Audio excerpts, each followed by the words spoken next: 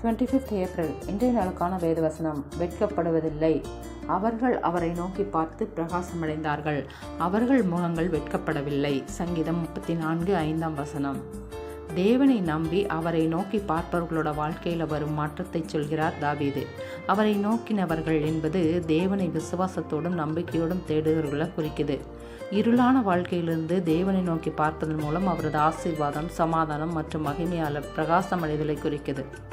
தேவன் மீது நம்பிக்கை வச்சவங்க ஒருபோதும் தோல்வியடைய மாட்டாங்க, அவமானத்திற்குள்ளாக மாட்டாங்க. தாம் செய்கின்ற ஜெபத்திற்கு அவர் கட்டாயம் பதிலளிப்பார் என்று காத்திருப்பாங்க. வாழ்க்கையில் வருகின்ற போராட்டங்களிலிருந்து விடுபட தேவனை நோக்கி பார்க்க வேண்டும். தேவன் தம்மை நம்புவோரை அவமானங்களிலிருந்து காக்கிறார் என்பதை விசுவாசிக்கணும். மனிதர்களையோ பிரச்சனைகளையோ நோக்கி பார்க்காம முதல்ல தேவனை நோக்கி பார்க்கணும். அவர்கள் அவரை நோக்கி பார்த்து பிரகாசமடைந்தார்கள். அவர்கள் முகங்கள் வெட்கப்படவில்லை. ஆமென். God bless you.